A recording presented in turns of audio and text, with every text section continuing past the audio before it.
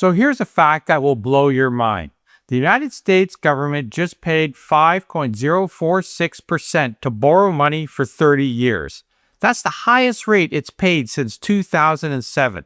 And if 2007 rings a bell, well, it should, because 2007 was the year before Lehman Brothers collapsed, before the global financial system came within hours of complete seizure, before governments around the world had to intervene to stop the bleeding. The last time the USA had to pay this much to borrow for 3 decades, the global economy had 12 months left before everything broke. And here's what nobody's covering. Every dollar of trust the US is burning right now has a destination.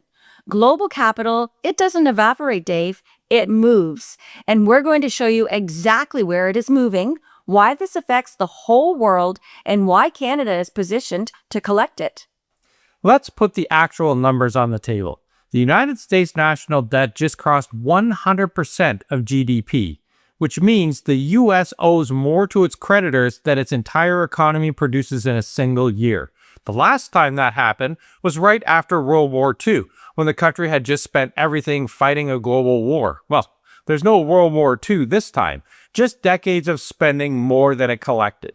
The Congressional Budget Office, the U.S. government's own analysts, put interest payments at $1 trillion for 2026. $1 trillion US dollars this year, just servicing the debt that already exists. Not building anything new, not funding a single new commitment, just paying the bill. Now, to put this into perspective, look at it this way. For every dollar Washington collects in taxes this year, 19 cents goes straight to interest payments. Not to defense, not to infrastructure, not to healthcare. Just servicing what's already owed before a single new decision gets made. And the problem gets worse. Much of the U.S. debt was borrowed years ago at near zero interest rates. Well, those bonds are now maturing. The government has to borrow again to cover them, and now it's 5%. The old bill just got permanently more expensive. The CBO projects interest payments alone will hit $2.1 trillion per year by 2036. And that projection was made before this rate environment. Yeah, that $2.1 trillion projection was calculated before this was fully in place. It's almost a really conservative amount. And what it represents is fiscal capacity being consumed before a single policy decision even gets made. So, when a government's interest payments rival its defense budget, the money left for everything else shrinks every single year, with no new spending choices being made. Every dollar going into interest does not fund NATO operations. It doesn't fund the foreign assistance programs that built diplomatic relationships. It doesn't build the industrial capacity that keeps a country competitive. That fraction grows each year. The rate environment stays elevated, and they don't have a choice. They have to pay it. Yep. And allies are seeing that signal as well. And they're not responding by simply increasing their defense budgets and waiting for American direction. They're building their own defense industrial capacity, their own procurement pipelines, their own long-term strategic relationships. And Canada has moved to the center of that shift in a way that's going to compound for decades. Okay, listen, Canada, we're not a country without debt. We have deficits. We have real challenges. But here's the specific comparison that matters. Canada's federal debt to GDP ratio is substantially lower than America's. And that gap represents something investors are actively pricing right now. Not just the number, but what that number says about governance and institutional credibility. What credibility produces is a lower cost of borrowing.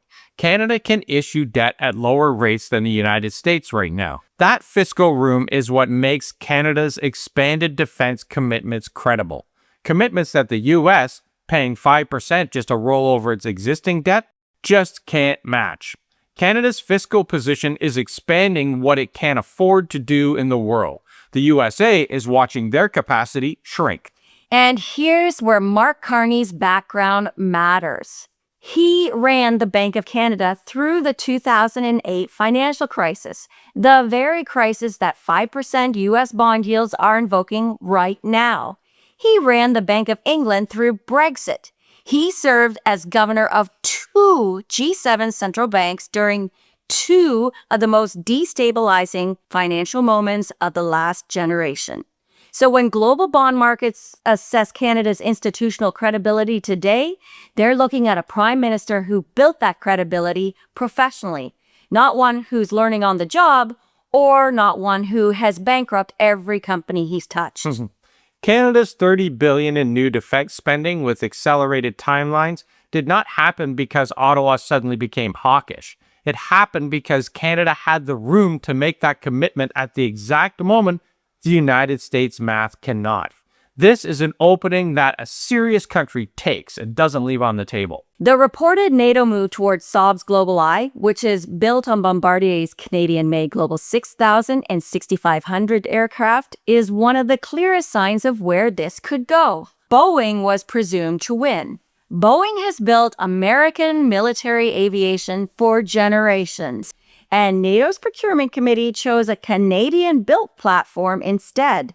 That includes maintenance cycles, upgrade programs, crew training, parts supply chains, and it requires a partners whose government is not simultaneously threatening trade wars against every alliance it's supposed to be defending. Canada, we're that partner.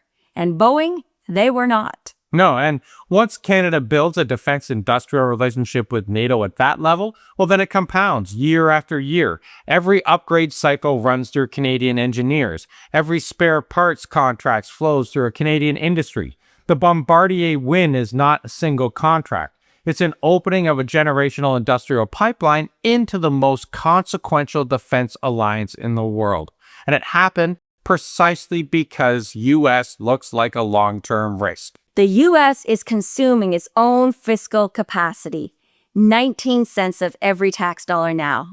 They're climbing towards 30 cents of every tax dollar by 2036. Every cent removed from America's global reach creates a gap, a space that countries with fiscal room and institutional credibility are already occupying. So Canada's not watching that process from the sidelines. Canada is winning contracts, building partnerships, and embedding itself into allied supply chains at the exact moment those allies are looking for alternatives from the USA. And the reason Canada is in a position to do this connects directly back to where we started. The U.S. is paying a little over 5% to borrow for 30 years because investors are pricing in institutional risk. Canada, we're paying less. That gap funds the defense spending. That gap makes the long-term procurement commitments credible. And that gap right now is Canada's advantage in the most literal financial sense possible. So listen, the U.S., they won't default tomorrow. The dollar won't collapse next week. But what is happening is that the trust premium investors once paid for American reliability is falling big time. And the premium they now attach to Canadian stability is growing. And that gap, it has real consequences. So what we want to hear from you today is this. If the United States keeps moving down this path, does the damage that Trump has ravaged on the USA stay inside America, or does it permanently change the way the world sees American power? So if this connected the dots that the mainstream coverage skipped, share it with someone who needs to hear it. Maybe somebody in Alberta? There you go. And subscribe if you're not already subscribed to us. And don't forget to give it a hype, give it a like, so we can reach more people. I was born in Alberta. We love you, Alberta. Please stay. We'll see you tomorrow, everyone. Thanks for watching. Ciao for now.